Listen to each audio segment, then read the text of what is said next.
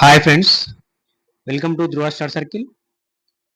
మనము ఈ వీడియోలో భాగంగా ప్రీవియస్ బిట్స్ సంబంధించి అంటే మన ప్రిపరేషన్లో మీరు ఆల్రెడీ తమ్ముళ్ళు చూశారు.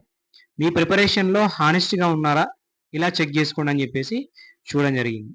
మరి హానెస్టీ అంటే ఇక్కడ మనకు అర్థం ఏంటంటే మన ప్రిపరేషన్లో భాగంగా మనం చదువుతున్నాం, కాకపోతే చాలాసార్లు మనకు డౌట్ వస్తూ ఉంటుంది.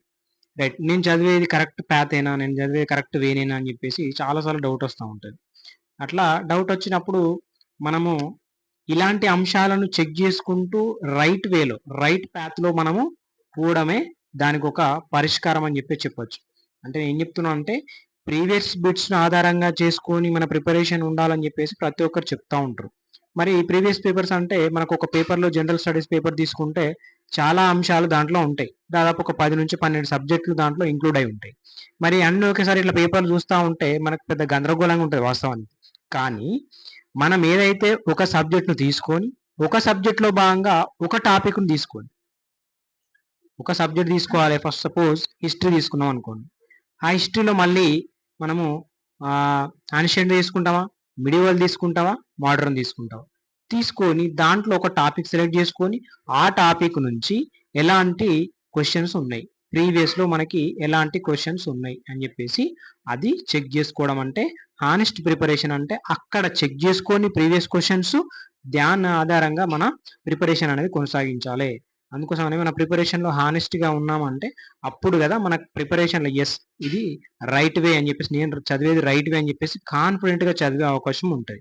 అందుకోసం మనం తమ్ముళ్ళు ఆ విధంగా పెట్టడం జరిగింది. ఈ వీడియోలో మనము డిస్కస్ చేసే అంశం ఏంటంటే ప్రీవియస్ బిట్స్ ఆధారంగా మనం ఏం నేర్చుకోవచ్చు, ఒక టాపిక్ సంబంధించి మనం ఏ విధమైన అంశాలను ఏ విధమైన గుణపాఠాలు నేర్చుకోవచ్చు అని చెప్పేసి మనం చూస్తాం. నేను ఇండియన్ హిస్టరీకి సంబంధించి మనకు మోడర్న్ హిస్టరీలో భాగంగా ఫస్ట్ 2 లెసన్స్ తీసుకోవడం జరిగింది. ఫస్ట్ 2 లెసన్స్ వచ్చేసి మీకు ఒకటి ఐరోపా వారి రాక, రెండోది బ్రిటిష్ ఆక్రమణ అని చెప్పేసి. రైట్, ఈ ఐరోపా వారి రాకలో మనకు పోర్చుగీస్ అని చెప్పేసి, డచ్ అని చెప్పేసి, అదేవిధంగా బ్రిటిష్ అని చెప్పేసి, డేన్స్ అని చెప్పేసి, ఫ్రెంచ్ అని చెప్పేసి ఇట్లా మనకు ఆర్డర్స్ ఉంటాయి. ఓకే, ఐరోపా వారి రాక టాపిక్లో భాగంగా వీళ్ళు వస్తూ ఉంటారు. ఒక్కొక్కరు వాళ్ళ స్థావరాలను ఏర్పరచుకుంటూ వాళ్ళ బిజినెస్ వ్యాపారాన్ని కొనసాగిస్తూ ఉంటారు. రెండోది బ్రిటిష్ వారి ఆక్రమణ అని చెప్పేసి ఉంటాయి. దీంట్లో కర్ణాటక యుద్ధాలు అని చెప్పేసి, మైసూర్ యుద్ధాలు అని చెప్పేసి, అదేవిధంగా మరాఠా యుద్ధాలు అని చెప్పేసి, సిక్కు యుద్ధాలు అని చెప్పేసి, బెంగాల్ ఆక్రమణ, ఇట్లా మనకు ఆక్రమణలు ఉంటాయి. అవధ్ ఆక్రమణ అని చెప్పేసి, పంజాబ్ ఆక్రమణ అని చెప్పేసి, మైసూర్ ఆక్రమణ అని చెప్పేసి ఇట్లా ఆక్రమణలు జరుగుతాయి. సో ఈ 2 టాపిక్లను తీసుకొని నేను ప్రీవియస్ క్వశ్చన్స్ మనకు రీసెంట్గా ఈ తెలంగాణకు సంబంధించి అయితే గ్రూప్ 1 కానీ ఈ గ్రూప్ 4 కానీ ఈ టాపిక్ నుంచి క్వశ్చన్స్ అయితే వల్లేదండి. అట్లని చెప్పేసి మనకి క్వశ్చన్ పడేయని కాదు, మనకి ఓల్డ్ క్వశ్చన్స్ తీసుకోవడం జరిగింది. ఓల్డ్ క్వశ్చన్స్ అంటే ఈ స్టైల్ సరిపోతుంది మనకి. దాదాపు ఒక 10 నుంచి 12 క్వశ్చన్లు నేను తీసుకోవడం జరిగింది. ఈ క్వశ్చన్స్ నుంచి మనం ప్రిపరేషన్ని స్టార్ట్ చేయొచ్చు. దాన్ని బేస్ చేసుకొని ఏ విధంగా మనం రీచెక్ చేసుకోవాలి. రైట్ రైట్, వీడియోలోకి వెళ్దాం. మనం ఫస్ట్ మనకి ఒక బిట్ ఉంది చూడండి. ఏమంటున్నాడు ఇక్కడ, కర్ణాటక యుద్ధం. ఫస్ట్ కర్ణాటక యుద్ధం ఎక్సల చేపలు అని చెప్పేసి ఇచ్చిండు, ఒప్పందం ఇది. సెకండ్ కర్ణాటక యుద్ధం యాండవ ఒప్పందం అని చెప్పండి ఇచ్చిండు. మూడవ కర్ణాటక యుద్ధం మనకి ప్యారిస్ ఒప్పందం అని చెప్పేసి ఇవ్వడం జరిగింది. ఇక్కడ మనకు కర్ణాటక యుద్ధాలు ఉంటాయి. ఈ కర్ణాటక యుద్ధాలకు సంబంధించి ఆ యుద్ధం ఆగాలంటే ఒప్పందం అనేది జరుగుతుంది. ఒప్పందంతోనే ఆ యుద్ధం అనేది ఆగుతుంది. ఇక్కడ కర్ణాటక యుద్ధం అదేవిధంగా ఒప్పందం అనేది ఇక్కడ వెరీ ఇంపార్టెంట్ కర్ణాటక యుద్ధాలకు సంబంధించి. ఈ 3 అంశాలు మనకు తెలిస్తే మనము ఆన్సర్ పెట్టే ఛాన్స్ ఉంటుంది. ఇక్కడ మనకు అందరికి తెలుసు ఇది ఫస్ట్ కర్ణాటక యుద్ధం అనేది ఎక్స్ట్రా చాపల్ సంధితోని ముగుస్తుంది. రెండో కర్ణాటక యుద్ధం అనేది యాక్చువల్గా యాండవ ఒప్పందం కాదండి, ఇది పాండిచ్చేరి ఒప్పందం అని చెప్పేసి ఉంటుంది. పాండిచ్చేరి. ఇది థర్డ్ కర్ణాటక యుద్ధం వచ్చేసి ప్యారిస్ ఒప్పందం అని చెప్పేసి ఉంటుంది. ఇది కరెక్ట్. ఇక్కడ మనకు రాంగ్ ఆన్సర్ వచ్చేసి సెకండ్ది రాంగ్ ఆన్సర్. ఓకే, మనకి ఇది నోట్స్లో కావచ్చు లేకుంటే మనం చదివే బుక్లో కావచ్చు మనకు అవైలబుల్లో ఉంటాయి. ఎందుకంటే ఇక్కడ నేనేం చేసిన అంటే జనరల్గా నేను షార్ట్ నోట్స్ తయారు చేసిన నోట్స్ నుంచి. అట్లా షార్ట్ నోట్స్ తయారు చేస్తే మనకి ఈ విధంగా వచ్చింది చూడండి. ఇక్కడ యుద్ధం ఫస్ట్ కర్ణాటక యుద్ధం. ఈ ఫస్ట్ కర్ణాటక యుద్ధంలో భాగంగా మనకు చూడండి ఎవరు అంటే డూప్లే వర్సెస్ అన్వరుద్దీన్ జరుగుతుంది. ఫస్ట్ కర్ణాటక యుద్ధం అనేది సెయింట్ థామస్ యుద్ధం ఉంటుంది. దాన్ని అడయార్ యుద్ధం అని చెప్పేసి అంటాం. అక్కడ మనకు ఎక్స్లా చాపెల్ సంధితోని ముగుస్తుంది. కారణం ఏంటంటే ఆస్ట్రియా వారసత్వ యుద్ధం అని చెప్పేసి. ఇట్లా రెండో కర్ణాటక యుద్ధం జరిగింది.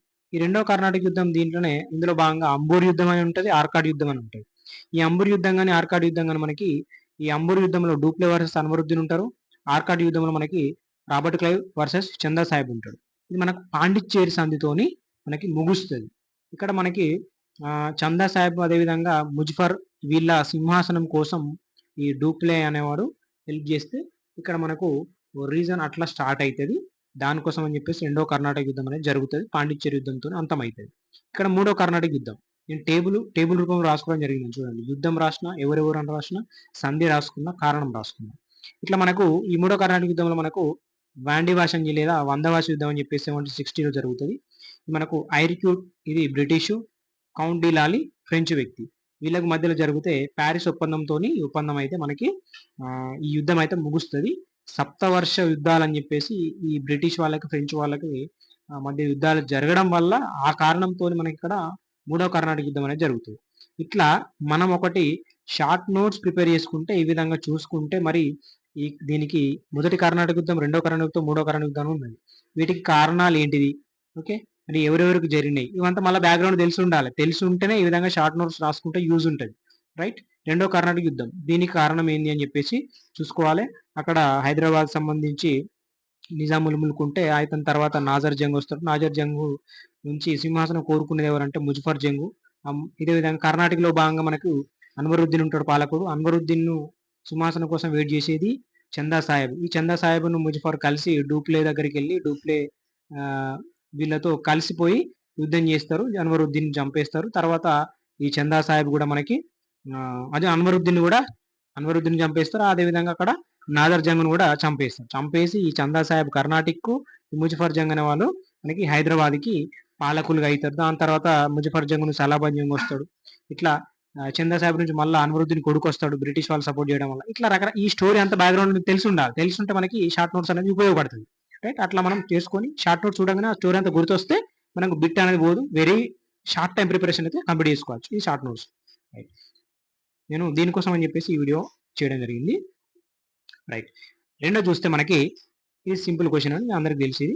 ఇది గోవా మరియు డామన్ డయ్యూ పోర్చుగీస్ పాలన నుండి విముక్తి చేయడానికి భారత సాయుధ దళాలు చేసిన ఆపరేషన్ కోడ్ తెలుసు మనకు, ఆపరేషన్ విజయ్ అని చెప్పేసి. దీనికోసం మనం పెద్ద పెద్ద బుక్కులు చదవాల్సిన అవసరం లేదు, ఏ బుక్ అయినా ఉంటుంది. నెక్స్ట్ జతపరచడం అనేది వెరీ ఇంపార్టెంట్. ఇక్కడ మనకు 2 టైమ్స్ వచ్చింది క్వశ్చన్. ఎందుకంటే ఇక్కడ చూడండి, ఇక్కడ మనకి యుద్ధాల్లో భాగంగానే వస్తుంది. వారన్ హేస్టింగ్ అని చెప్పేసి, లార్డ్ వెల్లిస్ అని చెప్పేసి, లార్డ్ మింటో అని చెప్పేసి, లార్డ్ హార్డింగ్ అని చెప్పేసి. ఇక్కడ సంధులు ఉన్నాయి, సాల్బాయ్ సంధి, బస్సేన్ సంధి, అమృత్ సంధి, లాహోర్ సంధి.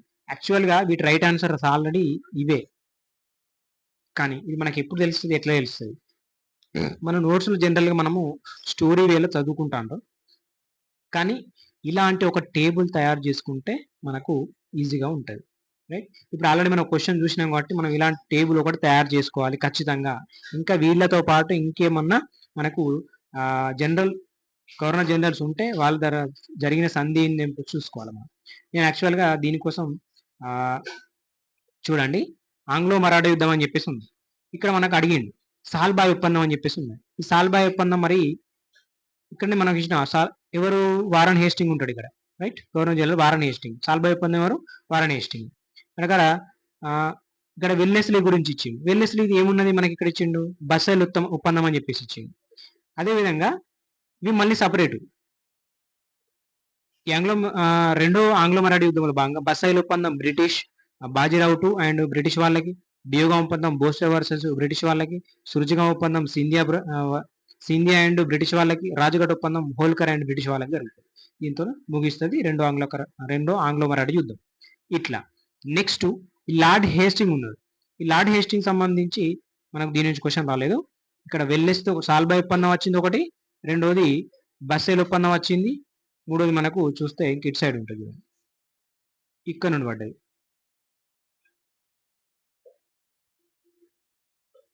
నెక్స్ట్ అమృత్ సంధి అని ఇచ్చింది. ఈ అమృత్ సంధి మనకు చూడండి, ఇక్కడ అమృత్సర్ సంధి చేసుకున్నాడు అని చెప్పేసి ఆంగ్లేయులతో అమృత్ సంధి చేసుకున్నాడు అని చెప్పేసి మనకి ఇవ్వడం జరిగింది. ఇక్కడ ఈ అమృత్ సంధి అనేది ఇక్కడ మనకి ఎవరు ఉంటారంటే ఇక్కడ ఆప్షన్లో ఉంది కదా, last option Amritsar lord Minto. ఈ లార్డ్ మింటో మనకి ఉంటాడు. ఇది మనకు బుక్లో లేదు యాక్చువల్గా. నేను ఫాలో అయ్యే బుక్ ఏదంటే మనకి హిస్టరీకి సంబంధించి కరీం సార్ బుక్ నుంచి ఫోటో వేయడం జరిగింది నేను. కాకపోతే ఇక్కడ పేరు లేదు మనకు, గవర్నర్ జనరల్ పేరు అయితే లేదు. కాకపోతే మనం ఇట్లాంటి కొన్ని గౌడ్ బుక్లో మనం చూసుకోవాలి, గవర్నమెంట్ బుక్ సంబంధించి, అకాడమీకి సంబంధించి. రైట్, ఇది. నెక్స్ట్ క్వశ్చన్ చూస్తే అంటే దీన్ని బట్టి మనం ఏం అర్థం చేసుకోవాలి, ఇగో ఇలాంటి టేబుల్స్ అనేవి 100% మనం రాసుకోవాల్సిన అవసరం ఉన్నది షార్ట్ నోట్స్గా. ఇది మనకు చాలా ఈజీగా అవుతుంది. లేకుంటే మనకి ఎక్కడెక్కడో ఉంటాయి ఇవి అన్ని. చూడండి, నేను తయారు చేసిన షార్ట్ నోట్స్. అది బ్లూ వాటర్ పాలసీ జనరల్గా అందరికీ తెలుసు మనకు. ఫ్రాన్సిస్ డి ఆల్మడా అని చెప్పేసి మనకు ఉంటాడు, బ్లూ వాటర్ పాలసీ. మరి ఆల్ఫాన్సో డి ఆల్బుర్కా అతను రద్దు చేస్తాడు దీన్ని, తెలుసు మనకు. ఇది మనకు జనరల్గా అందరికి ఐడియా ఉంది, బ్లూ వాటర్ పాలసీ అని చెప్పేసి. నెక్స్ట్ చూస్తే ఫ్రెంచ్ స్థావరాల స్థావనపై సరైన కాలక్రమాన్ని గుర్తించండి అని చెప్పేసి ఉంది. ఇక్కడ చూస్తే ఇది వెరీ ఇంపార్టెంట్. ఇట్లాంటి క్వశ్చన్ పడితే మనం ఖచ్చితంగా కన్ఫ్యూజ్ అయ్యే అవకాశం ఉంటుంది. ఫ్రెంచ్ స్థావరాల స్థాపనపై సరైన కాలక్రమాన్ని గుర్తించండి అని చెప్పేసి ఉన్నది. రైట్, చూద్దాం.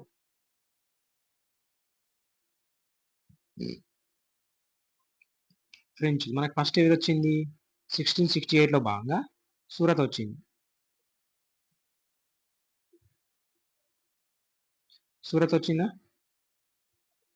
సూరత్ వచ్చింది ఒకటి. రెండోది అక్కడ ఏమి ఇచ్చిండంటే యానాం ఇచ్చిండు, తర్వాత మాహే ఇచ్చిండు, కరైకల్ ఇచ్చిండు. చూడండి, ఫస్ట్ది, సెకండ్ది, థర్డ్ది, ఫోర్త్ది. మరి ఇట్లా ఉన్నప్పుడు మనం ఆర్డర్లో ఎట్లా గుర్తుపడతాం? ఫ్రెంచ్ సంబంధించి సూరత్ అని చెప్పేసి, తర్వాత మచిలీపట్నం, తర్వాత వాలికొండాపురం, తర్వాత చంద్రనాగూర్ అని చెప్పేసి, తర్వాత మ్యారిషస్ అని చెప్పేసి, తర్వాత యానాం అని చెప్పేసి, తర్వాత మాహే అని చెప్పేసి, తర్వాత కారైకల్ అని చెప్పేసి, ఇట్లా ఒక ఐడియా పెట్టుకోవాలి. అవసరమైతే ఈ ఇయర్స్ తోని మనం ఈ పేరు రాసుకునే ప్రయత్నం చేయాలి. ఇది షార్ట్ నోట్స్ తయారు చేసుకుంటే మనం ఈ క్వశ్చన్స్ కన్సిడర్ చేయగలుగుతాం. ఇట్లాంటిది పడుతుంది అనుకున్నప్పుడు మనము ఇలాంటి ఒక షార్ట్ నోట్స్ తయారు చేసుకోవాలి. షార్ట్ నోట్స్ దేని మీద బేస్ అయి ఉండాలంటే ఓల్డ్ ప్రీవియస్ పేపర్స్ మీద బేస్ అయి ఉండాలి. అదేవిధంగా ఇంకా మనం ఎక్స్పెక్ట్ చేసే క్వశ్చన్స్ మీద బేస్ అయి ఉండాలి. రైట్, అది.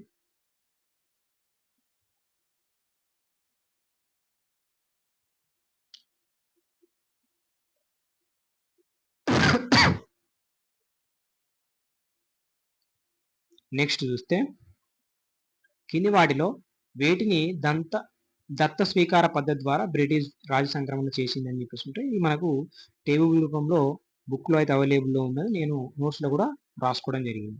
ఇది మనకు ఒకటి ఝాన్సీ ఉంటుంది, సతారా ఉంటుంది, నాగపూర్ ఉంటుంది. వీటిని మాత్రమే ఈ డాక్ట్రిన్ లాప్స్ ఆఫ్ పాలసీ అని చెప్పేసి ఉంటుంది కదా, డాక్ట్రిన్ పాలసీ ఆఫ్ లాప్స్ అని చెప్పేసి ఉంటుంది. అట్లా రాజ సంక్రమణ సిద్ధాంతం అని చెప్పేసి అంటాం. దాని ఆధారంగా మనకు చూడండి ఏవి వచ్చినాయి. ఇక్కడ చూడండి, 1848లో మనకు సతారా మహారాష్ట్ర ప్రాంతం, సంబల్పూర్లో ఒరిస్సా, 49లో జైపూర్ బుందేల్ఖండ్, 1850లో భగత్ పంజాబ్, 1852 ఉదయ్పూర్ ఛత్తీస్గఢ్, ఝాన్సీ బుందేల్ఖండ్, నాగపూర్ మహారాష్ట్ర. ఇంకొక విషయం ఏంటంటే దీన్ని మనం ఇంకొక టైప్లో రాసుకోవచ్చు. ఈ ఇయర్స్ ఉన్నాయి కదా, ఈ ఇయర్స్ ఆర్డర్లో గుర్తుపెట్టుకోవాలి. 48, 49, 49, 50, 52, 53, 54. అట్లా చూసుకుంటే ఫస్ట్ సతారా వచ్చింది, లాస్ట్ నాగపూర్ ఉన్నది. చూడండి, ఇక్కడ ఝాన్సీ లాస్ట్ నుంచి సెకండ్ ఉన్నది. ఇట్లా చూసుకోవాలి. సతారా తర్వాత సంబాల్ ఉన్నది, రెండు సార్లు, ఫస్ట్ సెకండ్. జైపూర్ భగత్ మధ్యలో మిగిలింది ఉదయ్. ఇట్లా ఏదో ఒక రకంగా మనం గుర్తుపెట్టుకునే ప్రయత్నం చేస్తే మనకు నెక్స్ట్ ఆర్డర్లో వరుస క్రమంలో అమర్చండి అన్నప్పుడు కూడా వరుస క్రమంలో వచ్చే ఛాన్స్ ఉంటుంది. ఇక్కడ నెక్స్ట్ క్వశ్చన్ మనం ఎక్స్పెక్ట్ చేయొచ్చు. రైట్, అట్లా దీనికి ఆన్సర్ అయిపోయింది.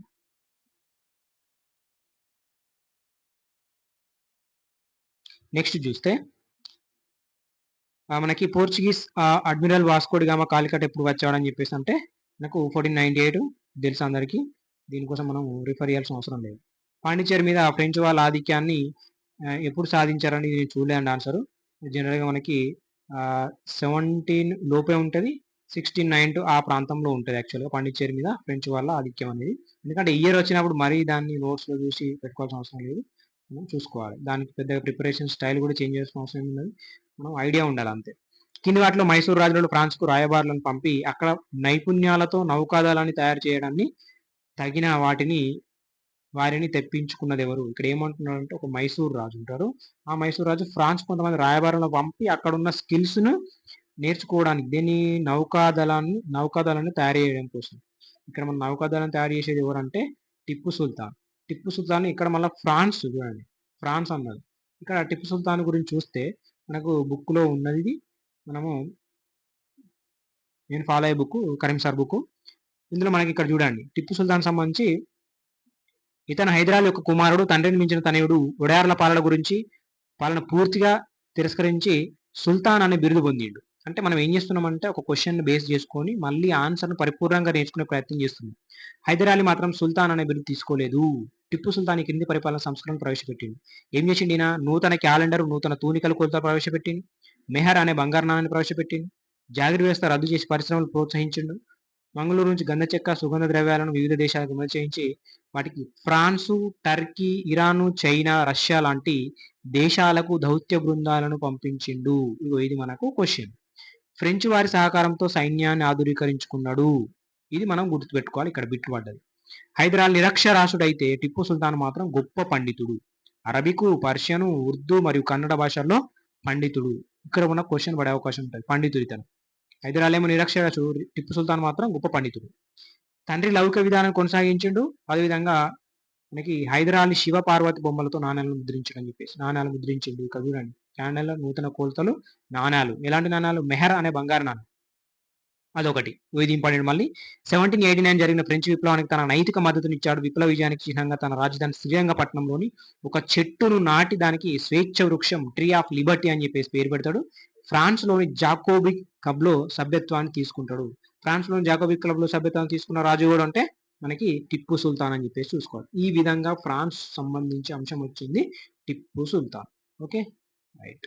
దీన్ని బేస్ చేసుకొని మనం ఎంత స్ట్రెస్ గా ఎంత డెప్త్ చదవాలో మనం అర్థం చేసుకోవచ్చు. రైట్. నెక్స్ట్ క్వశ్చన్ 10వ క్వశ్చన్ చూస్తే ప్లాసీ యుద్ధం ఎవరెవరికి మధ్య జరిగింది? రైట్. ప్లాసీ యుద్ధం జనరల్గా మనకి ఎప్పుడు జరుగుతుంది? 1757లో జరుగుతుంది.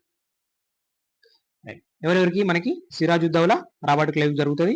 ఇది మనకి టిప్పు సుల్తాన్, లార్డ్ వెల్లెస్లీ, అదేవిధంగా అక్బర్ హేము, అదేవిధంగా Babur Ibrahim Lodi.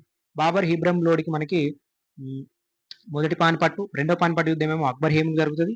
Tipu and lord Wellesley అనేది మనకి 4వ మైసూరు యుద్ధం జరుగుతుంది. చూడండి ఇది మనకు అంటే ఎవరు ఏ యుద్ధాలు చేశారు అనేది మనం రాసుకోవాలి.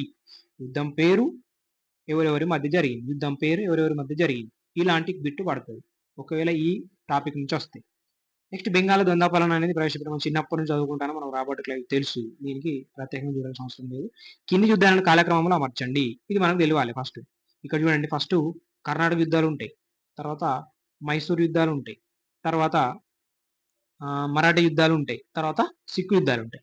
దాన్ని ఆధారంగా చేసుకుంటే మనకు ఫస్ట్ కర్ణాటక యుద్ధం వస్తుంది, దాని తర్వాత రెండోది మైసూర్ యుద్ధం వస్తుంది అంటే 2-1. దాని తర్వాత మొదటి ఆంగ్లో మహారాష్ట్ర యుద్ధం వస్తుంది అంటే 3. తర్వాత సిక్కు యుద్ధం వస్తుంది, తర్వాత 4. 2-1-3-4 అని చెప్పేసి ఆర్డర్లో వస్తుంది.